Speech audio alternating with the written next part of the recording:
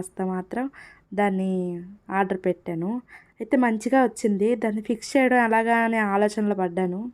చూశాను. దాన్ని చూసి ఫిక్స్ చేయడం అయితే స్టార్ట్ చేశానండి. మా పిల్లలైతే తెగ ఎక్సైట్ అయిపోతున్నారు. అది నేను ఎప్పుడెప్పుడు రెడీ చేస్తానా, ఎప్పుడెప్పుడు ఆడుకుందామా అని చెప్పేసి. వాళ్ళు కూడా నాకు హెల్ప్ చేద్దాం అని చెప్పేసి రెడీ ఉన్నారు అనమాట. మా పిల్లలు దీంతో బాగా ఎంజాయ్ చేస్తారని అయితే నాకు అనిపిస్తుంది. దీంతో టైం ఎక్కువ స్పెండ్ చేస్తారనిపిస్తుంది. దాని ద్వారా నాకు కొంచెం టైం కూడా కలిసొస్తుందండి. దాంతో ఎక్కువ టైం స్పెండ్ చేయడం వల్ల నాకు ఇంకొన్ని పనులు చేసుకోవడానికైతే ఫ్రీ టైం అయితే దొరుకుతుంది. ఇదనే కాదు, పిల్లలకి చిన్న చిన్న గేమ్స్ ఏమైనా ఆడిపిస్తూ ఉండాలి. మనకున్న దాంట్లో మనం ఏదైతే ఆడిపించగలుగుతామో ఆ విధంగా ఆడిపిస్తూ ఉండాలి. పిల్లలకి మంచి మంచి మెమోరీస్ని అయితే కలెక్ట్ చేసుకుండేలా చేయాలండి. అది మనం చిన్నప్పుడు 90స్లో అయితే మనం వేరేలా ఎంజాయ్ చేసేవాళ్ళం. మంచి పొలాల్లో విలేజుల్లో మంచిగా. బట్ వీళ్ళకైతే అన్నీ లేవు కాబట్టి మనమే ఎక్కువ వాళ్ళతో టైం స్పెండ్ చేయాలి కాబట్టి మనకి చేతనైనంత మట్టికి వాళ్ళతో టైం అయితే స్పెండ్ చేయాలి. ఏ ఏ గేమ్ అయినా పర్వాలేదు, ఇండోర్ గేమా అవుట్డోర్ గేమా ఏదైనా కానీ వాళ్ళతో మనకున్న పనులతో పాటు వాళ్ళతో కొంచెం టైం స్పెండ్ చేస్తే వాళ్ళు హ్యాపీ. మిగతా టైంలో ఎలాగో స్కూల్లోనే ఎక్కువ టైం స్పెండ్ చేస్తూ ఉంటారు. ఇంటికి వచ్చినప్పుడు మనతో టైం స్పెండింగ్ అనేది వాళ్ళకి మంచి హ్యాపీనెస్ ఇవ్వాలి. నేనైతే అంత తొందరగా అయితే ఆర్డర్ ఏం పెట్టలేదండి. వాళ్ళు నన్ను మరీ అడిగారని చెప్పేసి ఆర్డర్ పెట్టాను. పిల్లల ఆనందం ఎంతో ఇంపార్టెంట్ కదా మనకి. వాళ్ళ కళ్ళల్లో ఆనందం చూస్తేనే మనం హ్యాపీ అయిపోతాము. అలాగా ఇది తొందరగా అవ్వాలని నాకు హెల్ప్ చేస్తున్నారండి. వాళ్ళకి కూడా కూర్చొని వాళ్ళు నేను చేస్తూ ఉంటేనే నాకు కూడా హెల్ప్ చేసేస్తున్నారు. వాళ్ళ ఆతృత అంతా ఇంత కాదండి. ఎనీవేస్ పిల్లల ఆనందం మాత్రం ఇంపార్టెంటు. దానికోసమే నేను ఇంత కష్టపడుతున్నాను. ఇలాంటి చిన్న చిన్న మెమోరీస్ వాళ్ళకి లైఫ్లో బాగా గుర్తుండిపోతాయి. మనం చిన్నప్పుడు ఇలా ఆడుకున్నాము అలా ఆడుకున్నాము అని చెప్పేసి చెప్పుకుంటారు పెద్దయినాక. మనం కూడా 90స్లో అంతే కదండి. ఎన్నో జ్ఞాపకాలు మర్చిపోలేము. అలాగే ఈ జనరేషన్కు తగ్గ ఇప్పుడు వాళ్ళకు కూడా ఉండాలి. పిల్లలకి చిన్నప్పుడు గడిపిన జీవితం బాగా గుర్తుండిపోయిద్దండి. చిన్న చిన్న హ్యాపీనెస్లు ఎలా ఆడుకున్నారు, ఏం చేశారు, ఇవన్నీ మాత్రం మంచిగా గుర్తుండిపోతాయి. మనకి ఎప్పుడు ఉండే బాధలు కష్టాలు ఎలాగో ఉంటాయి. వాటితో పాటు మనం అదే ఇదిలో ఉండకుండా పిల్లలతో మాత్రం టైం స్పెండింగ్ మాత్రం బాగా ఉండాలి. టైం స్పెండింగ్ అయితే ఖచ్చితంగా చేయడం మర్చిపోకండి. పిల్లలతో ఎంత టైం స్పెండ్ చేస్తే వాళ్ళతో ఎంత మాట్లాడి ఎంత ఆడుకొని ఎంత చేస్తే మనకి మైండ్ ఫ్రీగా ఉంటుంది. ప్లస్ వాళ్ళకి మంచి బాల్యాన్ని ఇచ్చిన వాళ్ళం అయితే అవుతాము మనం.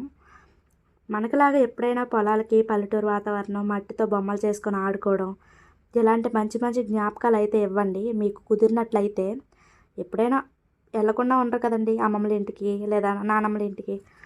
ఏ హాలిడేస్కనో ఎలాగైనా వెళ్తూ ఉంటారు కదా. ఆ వెళ్ళినప్పుడు మాత్రం వాళ్ళకి అవి కూడా కొంచెం రుచి చూపించండి.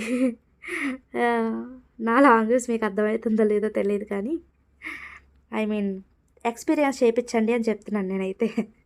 అవి కూడా ఎక్స్పీరియన్స్ చేయాలి పిల్లలు. మనం అయితే మంచి మంచిగా గడిపేసాం. ఇప్పుడు జాబ్స్ మూలంగా పట్టణాల్లో వచ్చి బతుకుతూ ఉన్నాము.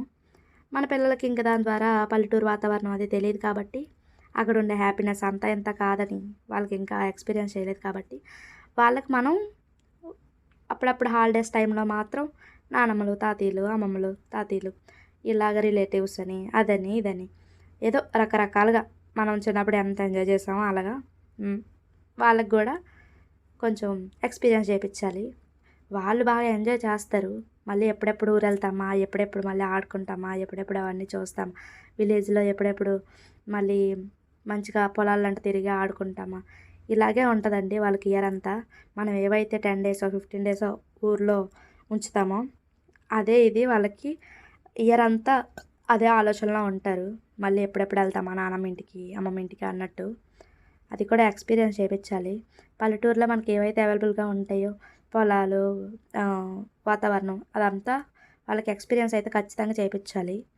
అప్పుడప్పుడు మనం బయటికి తీసుకెళ్తూ ఉండాలండి హాలిడేస్ టైంలో. అప్పుడు మనకు విలేజ్లో అవి అవైలబుల్ లేకపోయినా కానీ బయటికి తీసుకెళ్ళి వాళ్ళని ఎంజాయ్ అయితే చేయించాలి. నేను చెప్పింది మీకు అర్థమవుతుందో లేదో తెలీదు. నా వేలో నేను మాట్లాడుకుంటూ వెళ్ళిపోతున్నాను. ఎనీవేస్ నేను చెప్పేది ఏంటంటే వాళ్ళకి మంచి బాల్యాన్ని అయితే ఇవ్వాలని మాత్రం నేను చెప్తాను. అదొకటే నేను చెప్పొచ్చేది. నేను ఇదంతా ఎందుకు మాట్లాడుతున్నానో తెలీదు. కానీ వాళ్ళకి మంచి బాల్యాన్ని అయితే ఇవ్వాలి మనం. అదొక్కటే కాన్సెప్ట్. ఏదేమైనా ఏం చేసినా మనం ఏది చేసినా గానీ వాళ్ళ మంచి కోసమే, వాళ్ళ కోసమే కష్టపడతాం, వాళ్ళ కోసమే ఉంటున్నాం కదండీ! బట్ అందువల్ల వాళ్ళకి మంచి బాల్యాన్ని అయితే ఇవ్వాలి. మన పనులు ఎప్పుడూ ఉంటాయి.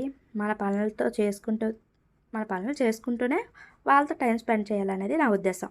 అంతే. ఇంక అంతకు మించి అయితే ఏం లేదండి. హ్మ్. ఇదంతా సెట్ చేసేటప్పటికి చక్కగా వాళ్ళైతే హ్యాపీ ఫీల్ అయిపోయారు. మంచిగా సెట్ చేసేసాను. రాంగ్ వచ్చింది మధ్య మధ్యలో మళ్ళీ అదంతా సెట్ చేసుకుంటా, మళ్ళీ అంతా కరెక్ట్ చేసుకుంటా వాళ్ళు కొంచెం హెల్ప్ చేశారు. దాంతో పాటు వాళ్ళు చూసారండి దగ్గరుండి. మా మమ్మీ ఎలా చేస్తుందో ఏంటో, మళ్ళీ రాంగ్ వచ్చింది మళ్ళీ ఇప్పేస్తున్నారు మమ్మీ, మళ్ళీ ఏం చేస్తారు అన్నట్టు చూస్తూ ఉన్నారు. నాతో పాటు వాళ్ళు కూడా ఇన్వాల్వ్ అయ్యి చేశారు. అదైతే పిల్లలకి ఉండాలి. ఇన్వాల్వ్ అయ్యి చేయడం, మనం కూడా మన పనిలో ఇంక్లూడ్ చేసుకోవాలి వాళ్ళని ఎప్పుడూను. అదే మంచి పద్ధతి. అంటే వాళ్ళకి తెలుస్తూ ఉంటాయి అన్నీ. చిన్న ఏజ్ నుంచే మంచిగా నేర్చుకుంటారు. నేర్చుకునే ఏజ్ ఇదే కాబట్టి ఇప్పటి నుంచే నేర్చుకుంటారు. ఈ కార్ల కలెక్షన్ అయితే మొత్తం అందులో పెట్టేశారండి. మన ఛానల్లో ముందు ముందుకి చాలా చాలా మంచి మంచి వీడియోస్ అవి వస్తాయండి. మీకేమైనా ఐడియాలు ఉంటే నాకు చెప్పండి.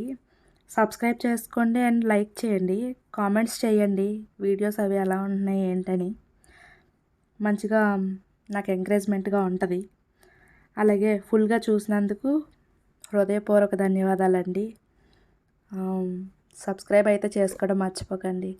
బాయ్ అండి అందరికీ.